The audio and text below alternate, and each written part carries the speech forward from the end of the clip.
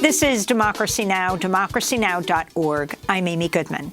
Today in this special broadcast, we begin with the words of Frederick Douglass. Born into slavery around 1818, Douglass became a key leader of the abolitionist movement. On July 5, 1852, in Rochester, New York, Douglass gave one of his most famous speeches, "What to the Slave is Your 4th of July?" He was addressing the Rochester Ladies Anti-Slavery Society. This is James Earl Jones reading the historic address during a performance of Voices of a People's History of the United States that was co-edited by Howard Zinn. The late great historian introduced the address. Frederick Douglass, once a slave, became a brilliant and powerful leader of the anti-slavery movement. In 1852, he was asked to speak in celebration of the 4th of July. Fellow citizens, pardon me and allow me to ask, why am I called upon to speak here today? What have I, or those I represent, to do with your national independence? Are the great principles of political freedom and of natural justice embodied in that Declaration of Independence extended to us? And am I, therefore, called upon to bring our humble offering to the national altar and to confess the benefits and express devout gratitude for the blessings resulting from your independence to us? I am not included within the pale of this glorious anniversary. Your high independence only reveals the immeasurable distance between us. The blessings in which you this day rejoice are not enjoyed in common. The rich inheritance of justice, liberty, prosperity, and independence bequeathed by your fathers is shared by you, not by me. The sunlight that brought life and healing to you has brought stripes and death to me. This 4th of July is yours, not mine. You may rejoice, I must mourn.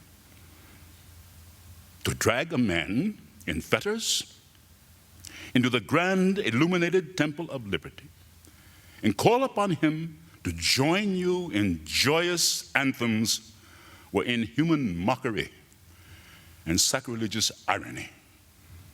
Do you mean, citizens, to mock me by asking me to speak today?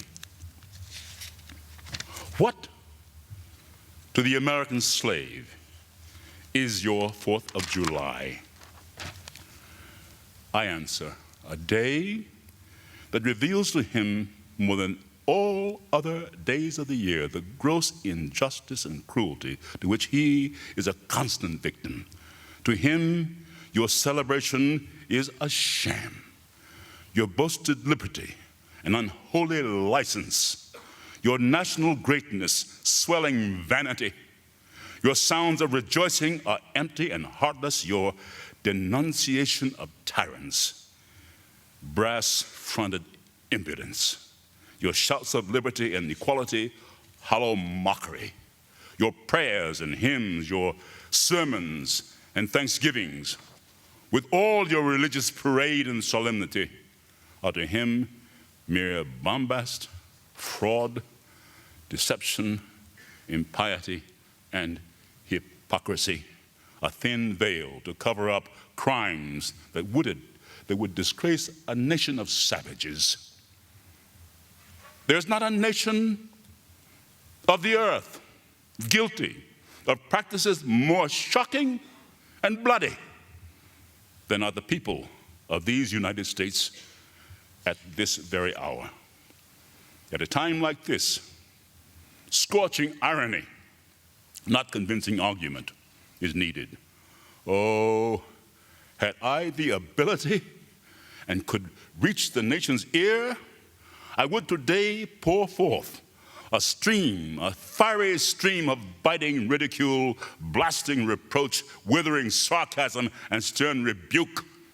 For it is not light that is needed, but fire. It is not the gentle shower, but thunder. We need the storm, the whirlwind, the earthquake. The feeling of the nation must be quickened. The conscience of the nation must be roused. The propriety of the nation must be startled.